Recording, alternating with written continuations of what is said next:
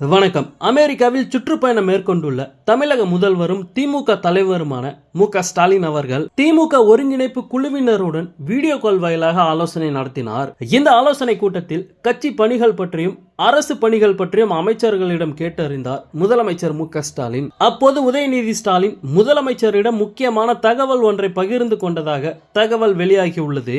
முதலமைச்சர் மு.க.ஸ்டாலின் தொழில் முதலீடுகளை ஈர்க்கும் வகையில் 17 நாட்கள் பயணமாக அமெரிக்கா சென்றுள்ளார். அங்கு இருந்தபடியே கட்சியையும் ஆட்சியையும் கவனித்து வருகிறார் முதலமைச்சர் அவர்கள்.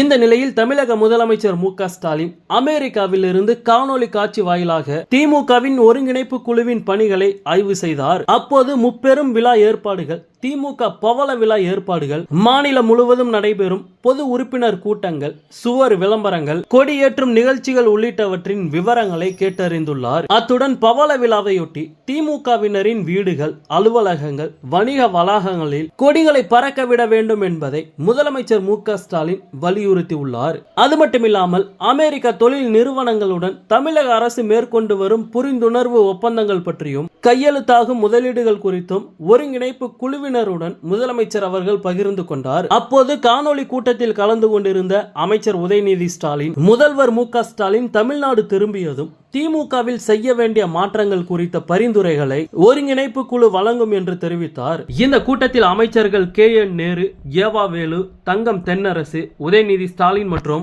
அமைப்பு செயலாளர் ஆர்.எஸ். பாரதி ஆகியோர் கலந்து கொண்டனர். இந்த ஆலோசனை கூட்டம் தொடர்பாக எக்ஸ் சமூக வலைதளத்தில் பதிவிட்டுள்ள முதலமைச்சர் மு.க.ஸ்டாலின், திராவிட முன்னேற்ற கழகம் தொடங்கப்பட்டதன் 75ஆம் ஆண்டு நிறைவு விழா, முப்பெரும் விழா ஏற்பாடுகள் மற்றும் ஒருங்கிணைப்பு குழுவின் அடுத்த கட்ட பணிகள் குறித்து ஆலோசித்தோம் என தெரிவித்துள்ளார். முதலமைச்சர் மு.க.ஸ்டாலின் இன்னும் 3 நாட்களில் சென்னை திரும்பும் நிலையில் அதன் பிறகு ஒருங்கிணைப்பு குழுவினர் முதலமைச்சர் மு.க.ஸ்டாலினிடம் திமுகவில் நிர்வாக ரீதியாக ஏற்படுத்த வேண்டிய மாற்றங்கள் குறித்து பரிந்துரைகளை தெரிவிக்க உள்ளனர். அதைத் தொடர்ந்து அதிரடி முடிவுகளை முதலமைச்சர் மு.க.ஸ்டாலின் எடுப்பார் என கூறப்படுகிறது.